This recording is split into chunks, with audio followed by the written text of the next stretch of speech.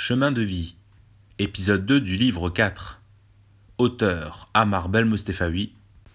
Images d'illustration Karen Gallego. Vous trouverez nos coordonnées dans la description. Partagez ce contenu avec vos proches. Bonne écoute, visionnage et réflexion à vous. Maria. Je connais Maria depuis le collège.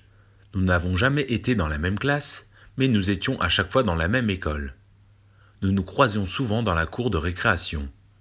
Elle a toujours été disponible pour moi et vice-versa. Nous avions toujours une oreille attentive l'un pour l'autre. Nous nous entraidions souvent, surtout lors de notre entrée à l'université. Nous avions le même âge. Comme moi, elle est née en 1980. Ne me demandez pas sa date de naissance. Il m'arrive d'oublier mon anniversaire, alors les autres, même ma famille, j'oublie. Heureusement que ma mère a pris le réflexe, l'habitude de me prévenir de l'anniversaire d'un proche, car sinon, vous êtes sûr à 100% que je vais manquer ce moment. Maria avait choisi un autre cursus que le mien. Elle avait préféré la faculté de sciences. Elle avait sa chambre universitaire au premier étage, chambre 113, juste au-dessus d'une cafétéria. Moi, j'étais au 5e étage, chambre 540. Ce même bâtiment possédait des petits balcons. Depuis mon aménagement, un chat venait souvent me rendre visite. Je l'appelais Chat. Ce n'est pas trop original, mais il ne possédait pas de collier, et je trouvais que ce prénom lui allait bien. Cet animal, plus sauvage que domestique, n'hésitait pas à me rendre visite. La première fois, il est entré sans prévenir. Il m'avait fait sursauter. Il s'était carrément assis sur le livre de Simon que je laissais sur mon bureau à côté de ma porte-fenêtre donnant sur le minuscule balcon. Je venais à peine de me poser que déjà, ce chat voulait me tenir compagnie. Celui-ci paraissait rusé. J'allais devoir m'habituer à sa présence déjà tout le temps où j'allais être étudiant, c'est-à-dire pendant tout mon cursus universitaire, au moins de 2001 à 2006. Chat s'était imposé à moi et je crois qu'il ne m'avait pas laissé le choix. Il était indépendant, mais il avait créé une dépendance. Quand je ne le voyais pas pendant plusieurs jours, je m'inquiétais pour lui. Est-ce que lui s'inquiétait pour moi ? Des fois, j'avais l'impression qu'il me prenait pour un gros félin, mais avec cette particularité de paraître stupide à ses yeux. Il est important de savoir que les chats ont servi à éradiquer la peste par le passé. Ceux qui avaient des chats avaient moins de risques d'être touchés par cette maladie. Ils nous ont donc déjà sauvés une fois. Pour en revenir à Maria, nous avons échangé sur ce fameux 11 septembre 2001 et ses conséquences à terme. Ce qu'elle ne savait pas, c'est que je possédais un livre qui avait déjà envisagé cette catastrophe et d'autres événements à venir. Je n'ai pas pu ou eu le courage de lui en parler, de peur de passer pour un illuminé. Cela faisait maintenant quelques années que je connaissais cette femme, et je ne voulais pas perdre une de mes seules amies d'enfance.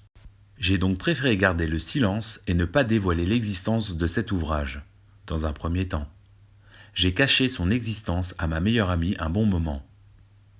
Et je n'ai abordé le contenu de ce livre avec mes parents que bien plus tard. Ce livre qui paraissait être une fiction avait prédit quelque chose qui était sûrement le fruit du hasard, je l'espérais. Je croisais les doigts pour ce qui était écrit ne se produise pas. Comme le signalait un grand homme, l'être humain serait une des seules espèces à se projeter dans le futur et d'y ajouter le verbe, la parole sur le futur. Cela veut dire que quasi toutes les espèces pensent au passé et au présent. Nous aurions cette capacité, en tant qu'humains, de penser à l'avenir et à l'exprimer. À travers ce livre que vous lisez, moi, j'ai décidé de partager ce vieux manuscrit qui parle d'un hypothétique futur.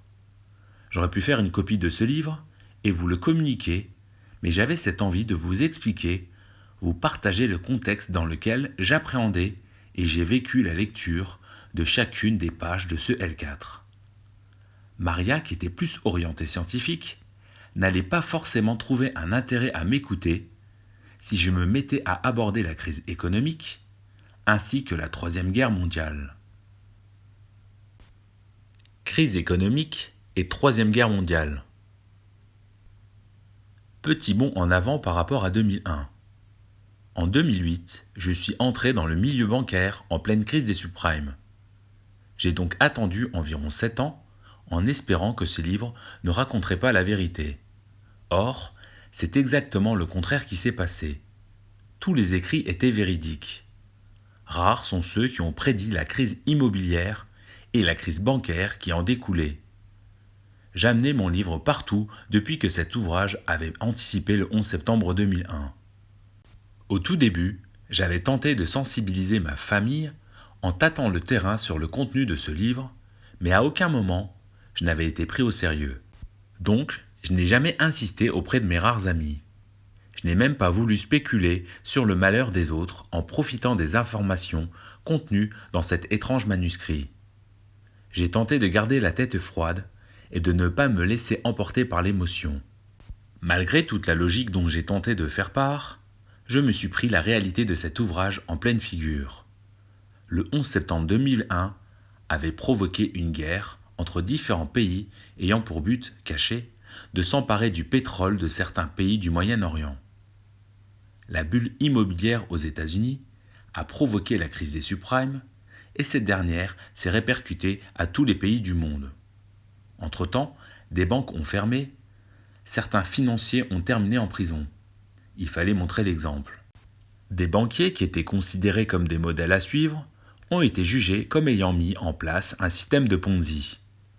Or, depuis que l'argent n'était plus indexé sur l'or, les États faisaient marcher la planche à billets. Le système financier était faussé. Dans toute l'histoire de la banque, jamais les taux avaient été aussi bas, voire négatifs, par la suite. Plus aucune banque ne faisait confiance à une autre banque. Celles-ci empruntaient à des taux faibles aux banques centrales afin de financer leurs propres fonds propres. La plupart de ces prêts n'avaient donc plus pour rôle principal de financer les particuliers et les entreprises. L'objectif premier était de placer sous perfusion les banques. Cette crise des subprimes n'avait pas servi d'exemple. Tout est reparti de plus belle, laissant des familles américaines dans la rue et un chômage maquillé, mais en réalité galopant. L'Europe n'a pas été exemptée de cette situation. Il y aura quelques autres scandales financiers qui seront rapidement passés sous silence. Wikileaks, juillet 2010, LuxLeaks, novembre 2014, et j'en passe. Avant, afin de maintenir la population endormie, en sommeil, il a été créé la télé-réalité qui était tout sauf réelle. La première émission française a eu lieu en avril 2001, Loft Story. Ce genre d'émission se généralisera et de nombreux jeunes s'identifieront à ce genre de modèle par la suite. Le capitalisme, la communication radio et TV avaient pris le dessus dans l'inconscient collectif. Celui qui consommait des produits de seconde nécessité, qui faisait l'acquisition de technologies inutiles, était devenu esclave du capitalisme. Par contre, celui qui se trouvait avec un livre posé dans un café était observé avec mépris, incompréhension. Il faisait partie d'un autre monde. La réalité était devenue tout autre. Le livre L4 indiquait que lorsque les publicités, notamment celles pour les produits de consommation, ne montreraient que l'argent, la possession, les femmes dénudées en présence d'hommes musclés, il serait trop tard pour nous. La spiritualité, l'entraide auront quasiment disparu. Ce sera du chacun pour soi. Un soir, un ami à moi était venu me rendre visite dans ma petite chambre d'étudiant. Il avait un coup dans le nez. Ayant un peu trop abusé de l'alcool, il se mit à fouiner dans ma bibliothèque et il finit par ouvrir ce fameux L4. Thomas fut donc le premier à poser ses mains sur ce livre. Il habitait dans un autre bâtiment universitaire, chambre 213. Il était arrivé chez moi, le samedi matin, les croissants à la main. Le malin savait qu'il trouverait du café chez moi. Il possédait un morceau de papier sur lequel on pouvait y voir un nom ainsi qu'un numéro de téléphone. Il m'a décrit en détail le physique de Stéphanie, s'amusant en même temps à fouiner dans ma bibliothèque. Il finit par prendre L4 entre ses doigts.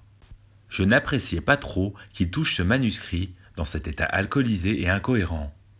Mais je ne lui ai rien dit afin de ne pas éveiller une réaction de défiance vis-à-vis de cet homme, qui est tout de même mon ami. Après un café, accompagné d'un pain au chocolat, il a commencé à tourner les pages de cet écrit. De manière soudaine, mon camarade se mit à rire nerveusement, alors qu'il n'avait pas lu plus de 10 pages. Comme possédé par le diable, il n'a pas arrêté de s'esclaffer. Il répétait qu'il ne croyait que ce qu'il voyait. Il s'est brutalement levé, s'est dirigé vers la sortie de mon logement, et il s'est orienté vers son habitation, continuant à rire dans la rue. Je l'ai vu traverser cette dernière sans prêter attention à la route. Il est passé sous une échelle alors qu'un homme s'attardait à installer une affiche publicitaire et il a disparu, titubant, dans les rues de la cité universitaire.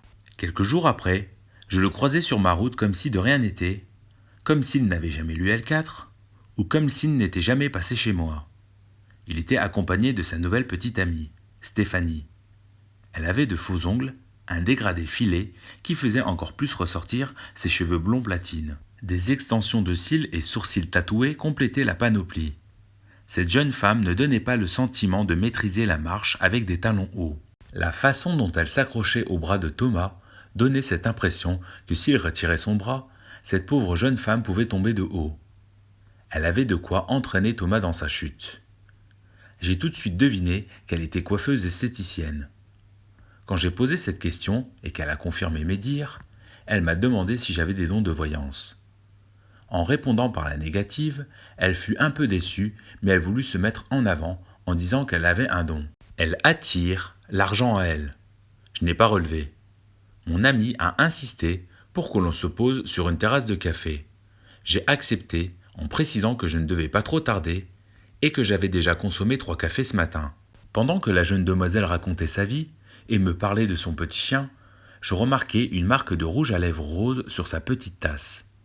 Voyant que je fixais avec insistance son gobelet, elle prit mon verre et m'indiqua qu'elle avait appris à lire dans les mares de café. Je me suis mis à me demander pourquoi Thomas avait jeté son dévolu sur cette femme. Elle me dit que j'allais vivre un jour isolé dans la campagne totalement seul. Elle dit que j'avais un bon fond, que j'allais perdre un être cher et que j'allais réussir dans la vie malgré tout. J'ai écouté d'une oreille cette femme qui se faisait passer pour Madame Irma. Quand je pus enfin récupérer ma tasse afin de terminer mon breuvage, elle fit tomber de son sac son miroir. Il se cassa en 1000 morceaux. Cela l'avait quelque peu énervée.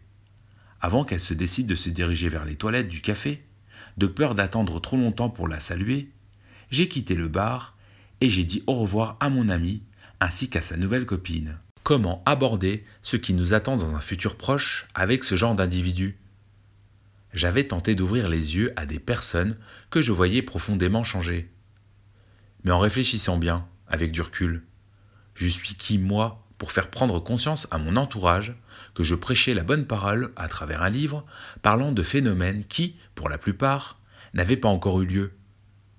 La population devenait de plus en plus acculturée et peu arrivait encore à penser d'eux-mêmes. La communication avait créé des besoins, des envies, de la frustration. Difficile de ne pas être attiré par l'argent, car sans tout cela, il était ardu de construire une vie. Pour les plus démunis, c'était sans fin. Qui dit pas de travail stable, dit pas d'argent, pas de sorties, peu de rencontres, de loisirs, pas de femmes, d'enfants, de famille, pas de logement, pas de crédit consommation, pas de crédit maison, pas de vie.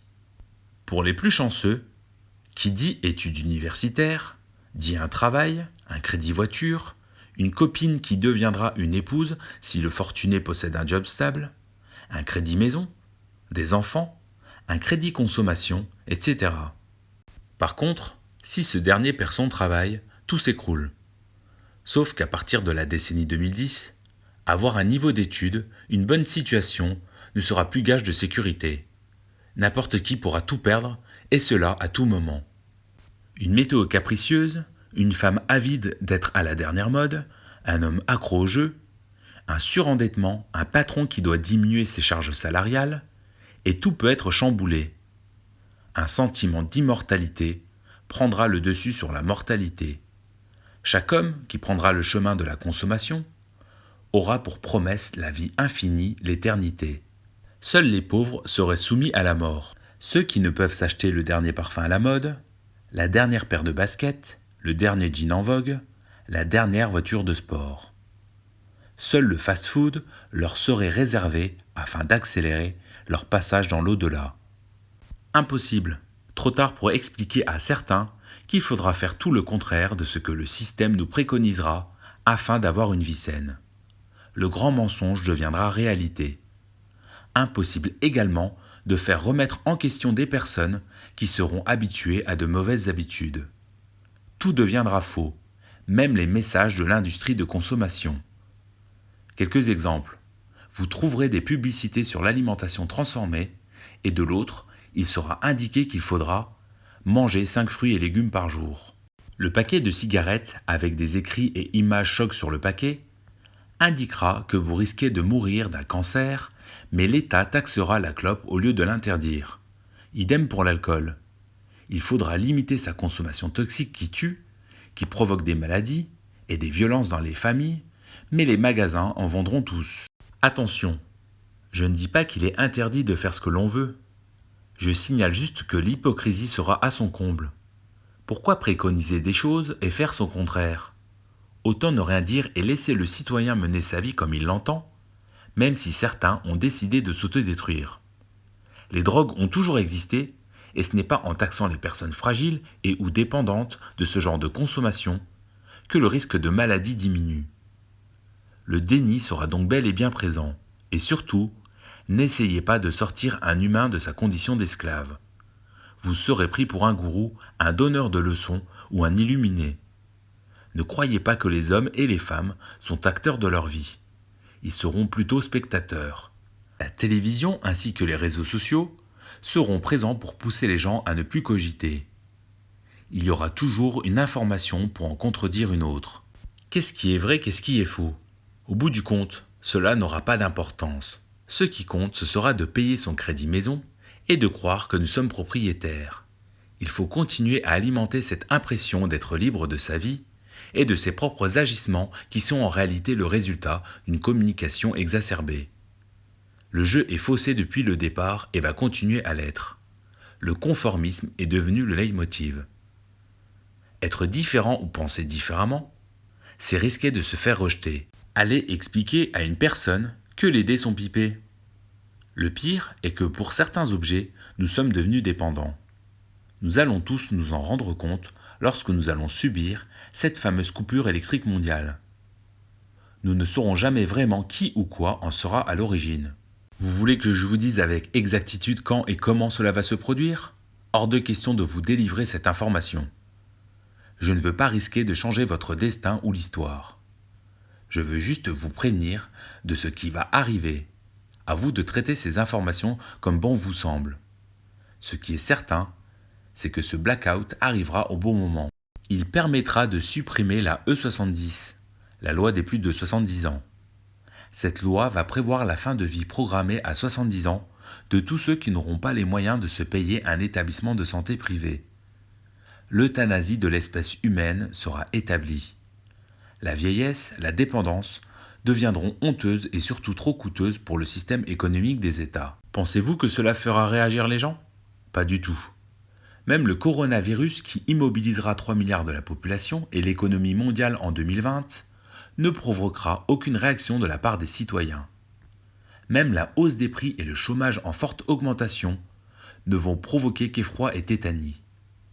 Quelques années après, la E70 ainsi que le blackout n'auront toujours pas changé le comportement de la population et surtout des politiques. En attendant, ce virus dénommé coronavirus, ainsi que tous les autres événements qui suivront, sera l'opportunité de tenir ce premier pour responsable de la crise économique qui se profilera. Le coronavirus sera jugé comme étant un ennemi invisible, responsable des maux du système. Le trading haute fréquence, THF, va trouver le même coupable. Les États aussi. J'avais tout de même essayé de tenter d'ouvrir les yeux à des amis. Mais les particuliers vont devenir trop dépendants du système et ce dernier va se montrer trop dépendant de lui-même.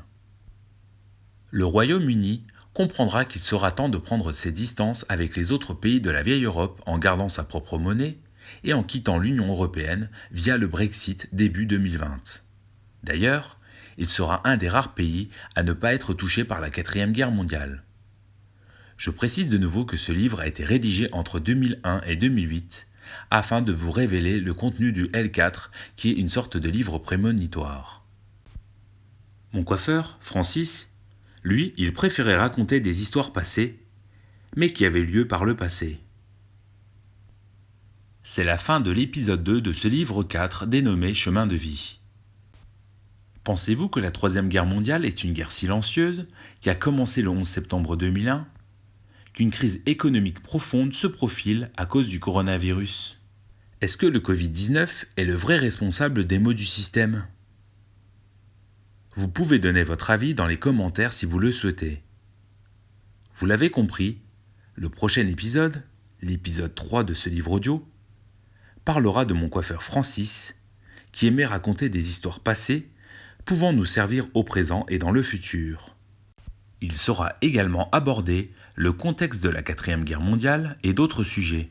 Si vous voulez en savoir plus sur la coupure électrique mondiale, ou sur la loi E70 qui prévoit d'euthanasier les personnes âgées à partir de 70 ans, je vous conseille d'écouter le livre 1 de 24 épisodes et le livre 2 de 11 épisodes sur ma chaîne YouTube Amarbé. Bien évidemment, ces fictions ne sont pas réalités, mais certains événements le sont devenus, car en effet ces audios, mes écrits, sont des dystopies. En attendant le prochain épisode, je vous remercie pour votre écoute, votre réflexion, et je vous dis à bientôt.